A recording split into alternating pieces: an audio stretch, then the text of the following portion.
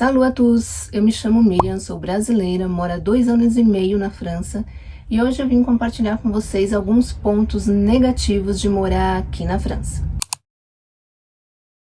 De fato, todo país terá os seus pontos positivos e os seus pontos negativos, e eu trouxe esses pontos negativos ao meu ponto de vista, né? Não para desanimá-los, né, mas sim para prepará-los. Então, algumas delas requerem um preparo financeiro e outros psicológico, né? Principalmente no início aí a transição de mudança de país e tudo mais. Então, alguns desses pontos negativos pesaram bastante na minha adaptação e talvez pese para a sua também. A sequência que eu trouxe não segue um grau de importância, tá? Só numerei o que veio, que eu fui lembrando, que veio na minha cabeça, enfim, então não tem um grau de importância em relação à colocação que eu coloquei aqui.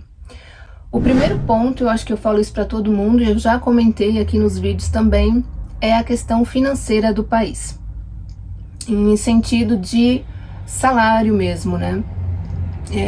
A França hoje eu vejo como um país socialista, porque o governo faz de tudo para meio que nivelar a população. Claro que tem gente rica aqui, muito rica, mas você não vê pessoas na extrema pobreza, que comparando com o Brasil, que é da onde eu vim, né? Eu só morei no Brasil e na França, então é por isso que eu sempre uso o Brasil como referência.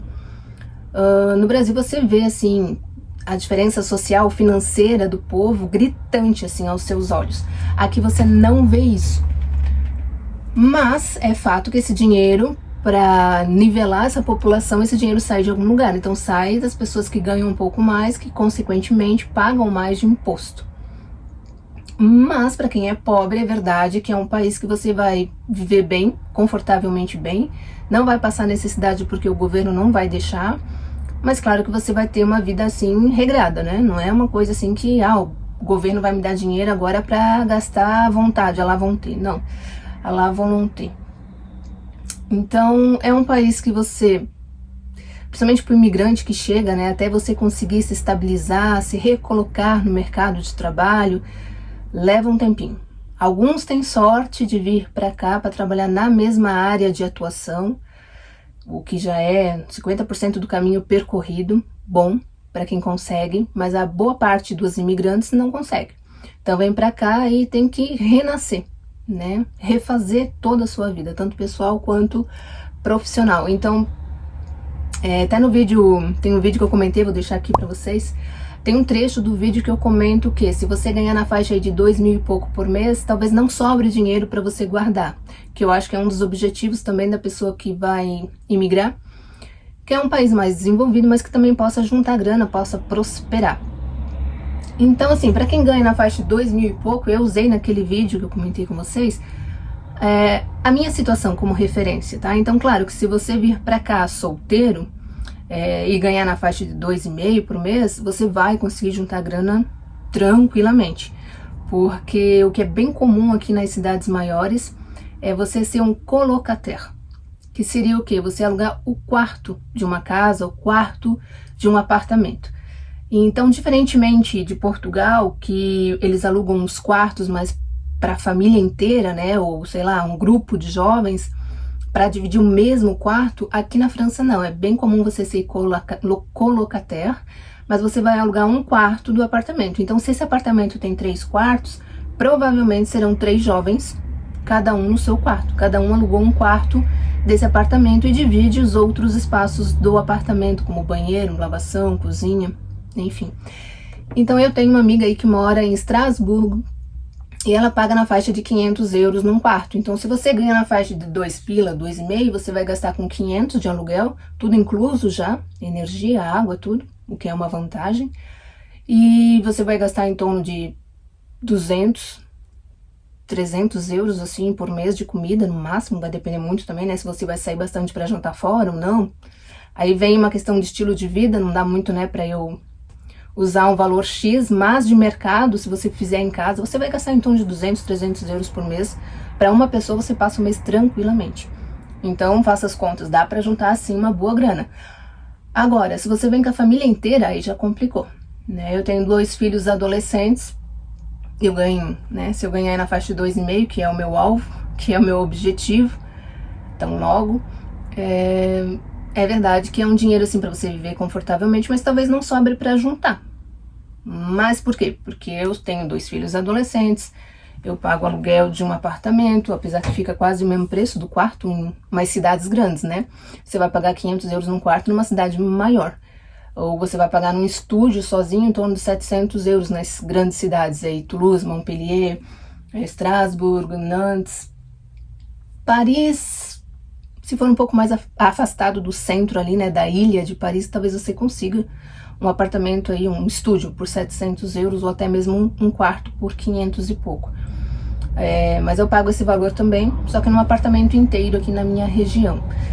Então, para minha realidade hoje fica difícil juntar dinheiro. Lembrando que eu levo a vida assim regradinha também, não sou de esbanjar, não sou muito de sair, enfim, então até a gente tende a se adaptar, né, à nova realidade, aos novos ganhos, nova renda familiar. Então hoje eu levo uma vida simplista, mas confortável. Mas é fato que eu não consigo juntar aí dinheiro assim, né, todo mês, como é o objetivo de muitos quando imigram, né? Então vai depender da realidade de cada um. Eu coloquei aqui, ao meu ponto de vista, na minha situação, hoje juntar dinheiro não é uma opção. Então não estou na França para juntar dinheiro, já sabendo da realidade do país, né? Então, para alguns é um ponto negativo, porque muitos querem imigrar, juntar dinheiro e voltar para o seu país. Por hora, eu não penso em voltar, né? Por hora, eu sofri bastante no começo da adaptação, mas hoje eu já estou adaptada, já estou recolocada no mercado de trabalho, então para mim tá ok. O segundo ponto negativo, para mim não foi tanto, mas já vou explicar o porquê. Mas, de forma geral, os franceses são muito reservados. Muito reservados. Eles não têm o hábito de se visitar, de se juntar ao final de semana para fazer festa, com a exceção de alguns jovens também, talvez, né, que façam mais isso com mais frequência. Mas as famílias francesas, vamos colocar assim, não têm o hábito de ficar se visitando, visitar parente, se juntar e fazer o churrasco sexta-noite, sábado-à-noite, enfim. Então não tem aquele calor humano que tem a cultura brasileira. Para mim não pesou tanto porque eu cresci numa cidade chamada Blumenau, no sul do Brasil, que tem forte influência alemã, e eu morava num bairro, Texto Salto, que é praticamente do lado de Pomerode, que é uma das cidades mais alemãs da América do Sul, acredito, né? Até onde eu sei. Então eu estudei em Pomerode, eu trabalhei em Pomerode, então eu cresci no meio dos alemães e, querendo ou não, isso influenciou na minha forma de pensar, na minha forma de agir, né? Então eu não senti tanto quando eu cheguei aqui, porque era a minha realidade. A minha família também não tinha o hábito de visitar parentes, se visitar, enfim. Eu nunca fui muito rodeada de amigos, tenho poucos e bons, mas nunca fui rodeada assim de amigos, de sair pra festar, bagunça e tal. E os meus vizinhos, o máximo que fazia quando passava na rua, era cumprimentar e deu, sabe? Era aquilo ali e pronto. Então não tinha nenhum tipo de proximidade, nenhum tipo de amizade, vamos dizer assim. Então por isso que eu não senti tanto, mas é verdade que se você tem essa cultura, né? Enfim, se você tem o hábito de estar sempre muito próximo de familiares, amigos, talvez você sinta bastante, porque a cultura brasileira, a cultura francesa, né, os franceses de forma geral são bem reservados. Não vou dizer que você não vai fazer amizade, porque cada caso é um caso, mas é fato que de forma geral eles são muito na deles. Terceiro ponto que eu levei bastante tempo para me adaptar é a questão da tecnologia. Quando a gente fala em tecnologia é meio amplo, né? Tecnologia pode ser desde uma TV, um rádio, uma vitrola, não deixa de ser uma tecnologia, até, né? Quando a gente fala aí de inteligência artificial. Mas é verdade que a vida torna-se um pouco difícil quando você já está acostumado a morar numa cidade grande, num país evoluído, num país tecnológico, vamos dizer assim, e você chega na França, principalmente para mim que moro aqui no sul da França, que seria mais o interior da França, você sente no seu dia a dia. Então são coisas assim básicas, tá? Por exemplo, você vai morar no 5º andar de um prédio e seu prédio não tem elevador. É verdade que os apartamentos, os prédios mais modernos da França já contam aí sim com elevador, mas boa parte das residências são muito antigas, muito antigas mesmo, históricos, né? Você vendo na TV, você vendo em reportagem, coisa mais linda, né? Esse patrimônio que eles guardam até hoje. Mas no dia a dia, por exemplo, você vai se mudar, você vai mudar de apartamento. Muitas vezes só tem escada e a escada é muito estreita. Então aqui já tem a possibilidade de você alugar um caminhão que tem elevador e eles passam a sua mudança pela janela, pela porta, enfim, porque dependendo do prédio fica difícil até de você passar a mobília, entende? Para descer, subir, enfim, né? Para fazer essa mudança aí. Então é uma coisa simples, né? Uma tecnologia simples que a gente não dá valor quando a gente tem.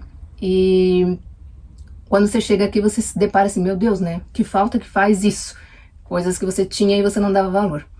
Então, desde um elevador no prédio, até site, né? Site, enfim, de uma clínica médica, qualquer coisa que você venha precisar, muitas vezes você tem acesso a um site e você faz tudo online, você marca um horário pelo site, enfim, né? Você consegue resolver boa parte da tua vida através de um site. Aqui não tem isso, né? Dificilmente, a não ser que sejam clínicas assim muito chique, tá?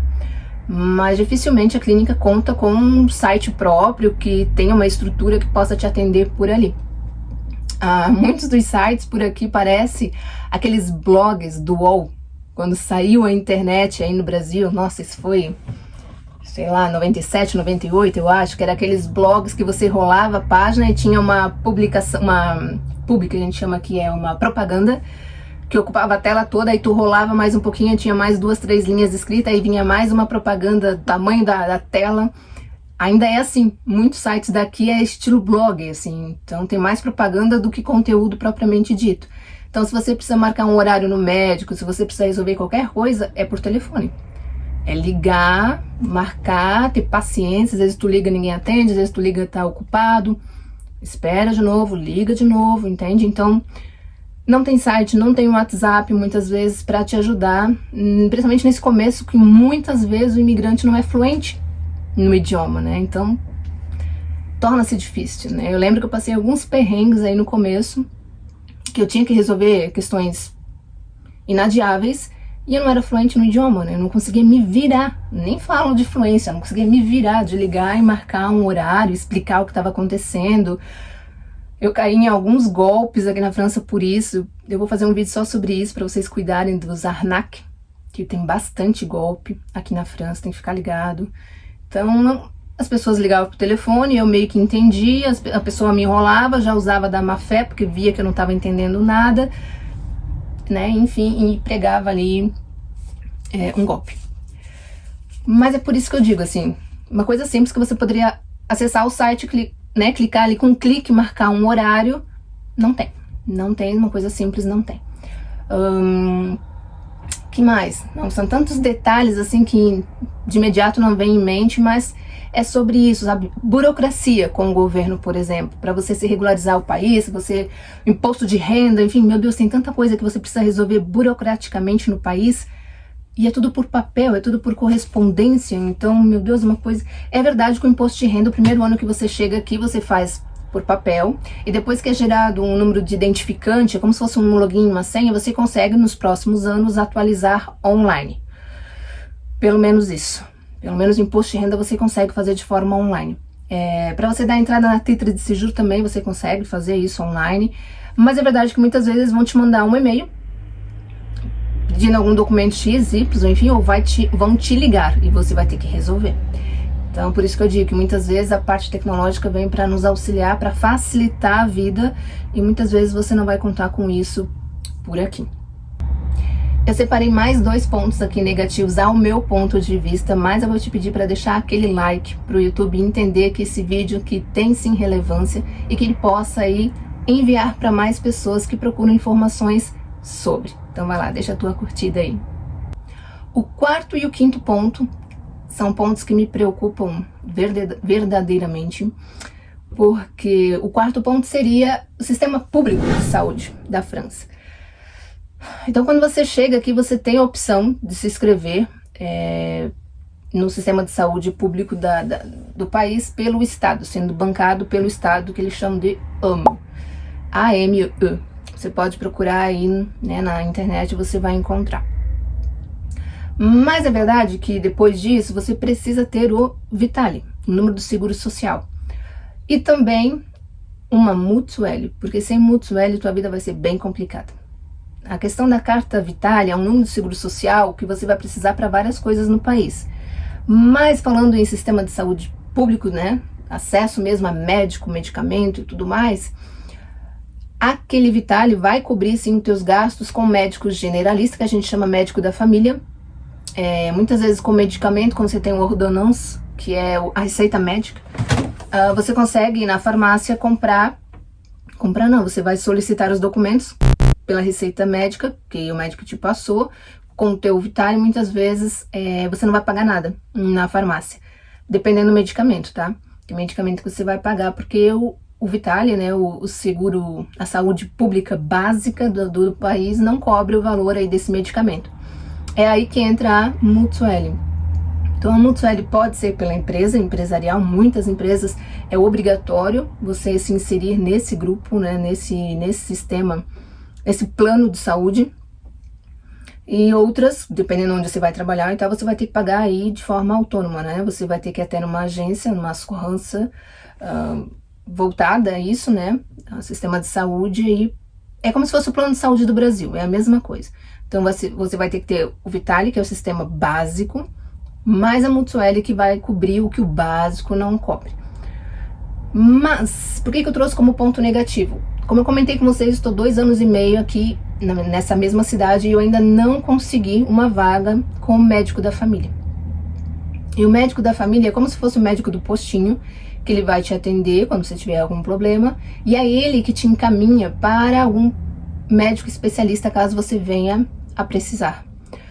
Então até hoje eu não consegui esse médico da família, não consegui vaga, eles falam que simplesmente não tem vaga e fica por isso mesmo. E quando eu preciso de um médico especialista, eu preciso procurar no site, enfim, ou até mesmo num aplicativo que se chama Doctorlib. Por ali eu consigo encontrar o médico especialista que eu preciso, agendar por ali mesmo. Olha só, meu Deus, a tecnologia funcionando em prol da saúde, pelo menos. Então você consegue pegar um rendezvous, que eles chamam rendezvous medical, por ali mesmo. Só que, como eu não tenho médico generalista e eu não passei por esse médico generalista, eu fui sozinha automaticamente, né? Marquei sozinha, eu preciso pagar lá na hora. Então eles vão te dar um formulário que se chama CERFA, aí tem uma numeração, vai depender muito do que é esse documento, mas eles vão te dar um documento preenchido pelo médico e você vai enviar isso para o Sistema Público de Saúde para analisarem e, junto com a Mutuelle, te reembolsarem. Talvez não tudo, mas pelo menos uma parte disso. Mas é um estresse, porque você precisa pagar na hora, às vezes é caro, aí você precisa enviar isso pela La Poste, esperar a resposta, se eles vão aceitar ou não, se eles vão te reembolsar ou não. Muitas vezes tem medicamento para comprar, né, que tem o ordonnance que o médico vai te dar e você vai precisar comprar algum documento. O Vitale também não cobre, dependendo o medicamento, tá? Então estou falando aqui de medicamentos específicos. Então muitas vezes você vai ter que pagar lá na hora. Então, mesmo tendo a Mutuelle, você precisa ter um médico da família, um médico generalista, para que ele possa te encaminhar para esses médicos especialistas. Ele te encaminhando, você não vai pagar nada lá na hora, né? A Mutuelle vai cobrir. Como eu não consegui ainda esse médico generalista, vai de mim, então, procurar o médico, pagar e contar com a sorte de reembolsarem ou não. Então, por isso que eu digo que é um ponto negativo, é preocupante. O sistema público de saúde aqui francesa. Já precisei usar o hospital aqui da cidade e simplesmente não funciona, o hospital tá fechado, não tenho médico. Já precisei levar o meu caçula ao médico, ele estava bem mal, ele pegou gripe A, todos nós pegamos gripe A esse ano aqui, mas para ele foi bem mais pesado os sintomas. Levei ao hospital aqui da cidade, tinha um pediatra, mas o pediatra falou que ele não tinha suporte de aparelho mesmo, né, e ele precisaria ficar internado. Tive que andar mais de 100 quilômetros para levar o meu filho no hospital de Rodez. Levei ele lá no hospital, só deram Doliprane, não seria nem Doliprane, acho que é Doliprane no Brasil, que seria, né, o mesmo medicamento aí no Brasil. Um medicamento qualquer para gripe. Me mandaram embora com a criança, andei mais 100 km para chegar em casa. Cheguei em casa, meu filho só piorou. Voltei nesse mesmo hospital lá, 100 km de distância. Expliquei a situação, já passei pelo hospital lá na minha cidade, já trouxe ele aqui e ele tá piorando, eu não sei o que fazer. O menino tava estourando de febre, não conseguia comer nada, não conseguia tomar nada. Ficou muito mal mesmo. Nunca tive nenhum filho meu internado e pela primeira vez ele ficou internado aqui na França. Primeira vez na vida dele que ele precisou ficar internado. Então, depois que ele já estava no hospital, que ele foi internado, ele foi muito bem atendido, assim, a gente não tem queixas. Mas é verdade que até chegar ao ato de realmente entenderem que era grave, que a gente não estava fazendo novela, que a gente precisava de ajuda, foi um perrengue. Foi um perrengue, assim, primeiro pela distância. Imagina se eu não tivesse carro. E aí, como é que eu vou fazer com uma criança passando mal em casa? A mais de 100 km de distância o hospital, não tem transporte daqui para lá, até tem alguns poucos horários, mas naquele horário era de noite, porque você trabalha o dia inteiro, chega em casa, vai ver que teu filho tá mal, vai levar ele para o hospital. Então, naquele horário não tinha transporte público, e se eu não tivesse carro, como é que ficaria? Eu teria que chamar aí para tem aqui táxi, ambulância que a gente chama, né? Não é ambulância propriamente dito, é um táxi ambulância que pode te levar para algum lugar assim no hospital, como foi o caso. Mas entende que é um perrengue até você conseguir de fato ser atendido? Então é uma coisa assim que os franceses também reclamam muito demais, porque realmente o sistema público de saúde está colapsado aqui já faz algum tempo, não é de hoje, já faz um certo tempo que os franceses mesmo reclamam disso.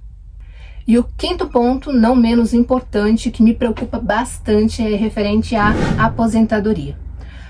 A França e o Brasil têm um acordo que o tempo que você trabalhou no Brasil conta para sua aposentadoria, mas até onde eu sei, né, se você souber de outra informação, deixa nos comentários para nos agregar aí nessa informação. Mas até onde eu sei, o tempo que você trabalhou no Brasil conta para sua aposentadoria, mas você vai ganhar em real, que é a moeda do Brasil hoje.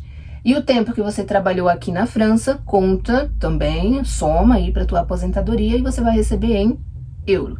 Então até onde eu sei é isso. A questão é, o que eu não sabia, acabei descobrindo aqui depois de já estar morando na França. Quando você se aposenta no Brasil, o mínimo que você vai receber é um salário mínimo. É o mínimo que você vai receber de aposentadoria. Então entra aí muitos fatores, né, para saber o quanto você vai receber de aposentadoria. O 2.000, 3.000, enfim, vai contar aí o tempo de trabalho, o quanto você contribuiu, o quanto você pagou, né, para o INSS, enfim.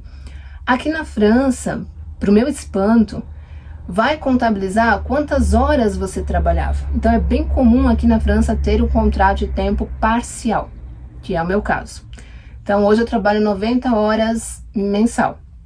Ou seja, se eu continuar levando a minha vida nesse ritmo, trabalhando 90 horas mensal, quando eu me aposentar, eu vou me aposentar proporcional à quantidade de horas que eu trabalhava. Ou seja, tem muito francês, enfim, muitas pessoas que moram aqui, que se aposentam com menos de um salário mínimo. Gente, é preocupante, porque o salário mínimo hoje está em torno de 1.300, alguma coisa net, que eles falam, limpo. Mas é verdade que se você só tem esse dinheiro para sobreviver, tua vida vai ficar bem apertada, bem justa. Imagina uma pessoa que vai se aposentar menos do que um salário mínimo, menos que o SMIC, que a gente chama aqui. Então, claro que enquanto você está com saúde, você dá jeito, você se vira. Mas quando a gente chega na terceira idade, vamos combinar que já não é mais como era, né? A nossa saúde, enfim, você vai precisar de medicamento, acompanhamento, enfim, pagar aluguel, que cada vez está mais caro, a inflação está comendo a gente pelas pernas aqui, como no Brasil aqui também está acontecendo. Então, como que uma pessoa pode sobreviver com menos do que um salário mínimo? Eu não entendo como eles fazem, como eles conseguem sobreviver com menos de um salário mínimo, mas é fato que isso pode acontecer. Então sim, um ponto que me preocupa futuramente, porque é aquela coisa, como eu comentei, enquanto a gente está na idade produtiva, a gente tem saúde, a gente faz acontecer, mas depois, se você não tem um suporte financeiro vindo de outro lugar, você não tem com quem contar, muitas vezes você é sozinho ou só o casal. Enfim, se for o casal ainda e os dois receberem, mesmo assim, suponhamos que eles recebam metade de um salário mínimo, que eles trabalharam metade do tempo integral, metade do tempo do contrato pleno, que eles chamam. Em vez de trabalhar 35 horas semanais, eles trabalhavam 20, suponhamos. Então, suponhamos que juntando o salário dos dois, o casal, aí vai dar, os dois juntos, 1.500, 1.600. Vai ser apertado, bem apertado para passar, assim, dependendo principalmente de onde a pessoa for morar. Até assisti uma reportagem tempos atrás de camping car, que aqui é bem comum, motorhome, que a gente chama no Brasil. Aqui é muito comum a cultura francesa, eu acho que da Europa toda, mas principalmente francesa, eu vejo assim que iniciou a primavera, eles já vão viajar com motorhome. Mas eu assisti uma reportagem que tem muitos idosos que estão indo morar em motorhome porque não conseguem bancar o custo de vida, justamente porque está ganhando muito pouco de aposentadoria. Então é um ponto sim negativo, preocupante do país, que a gente não vê muitas expectativas de melhora. Outra coisa que, um bônus aqui agora, né? Uma coisa também que eu percebi, já estando morando na França, é que as leis trabalhistas, os acordos coletivos, os sindicatos que a gente tem no Brasil, eles são muito mais favoráveis a favor de defender o patrão do que o funcionário. Então, se o patrão tem um serviço ali, que ele precisa de um funcionário, mas ele não consegue pagar esse funcionário 35 horas semanais porque não tem serviço para isso, é perfeitamente aceitável que ele contrate um funcionário para 10 horas semanais. Então, eles não querem saber se a pessoa que vai trabalhar por isso vai sobreviver ou não. Eles contam que o patrão tem serviço para 10 horas semanais. É isso, show, vida que segue. Então, sim, é preocupante ao meu ponto de vista. E agora eu deixo aí para vocês colocarem nos comentários o que vocês acharam desses pontos negativos. E é verdade que quando a gente quer imigrar, muitas vezes a gente procura informações positivas. A gente quer uma alavanca, né? A gente quer motivação para continuar com esse projeto. E muitas vezes a gente tende a ignorar os fatos e os pontos negativos desse país. E se eu pudesse voltar ao tempo e falar com a Miriam aí de 3 anos atrás, eu contaria todos os pontos negativos e iria adverti-la que não seria fácil. E sabendo de tudo isso, eu não sei se eu encararia a imigração novamente. Sinceramente, muitas vezes eu tenho as minhas crises existenciais aí, eu acho que isso acontece com todo imigrante, mas referente até esses pontos negativos que eu mencionei, muitas vezes já me parei pensando o que eu tô fazendo aqui. É claro que tem pontos positivos, eu vou contar isso num próximo vídeo aí pra vocês, e é por causa desses pontos positivos que eu ainda permaneço aqui e pretendo permanecer por um bom tempo, mas é verdade que a gente não pode ignorar os pontos negativos. Espero ter ajudado e até o próximo vídeo.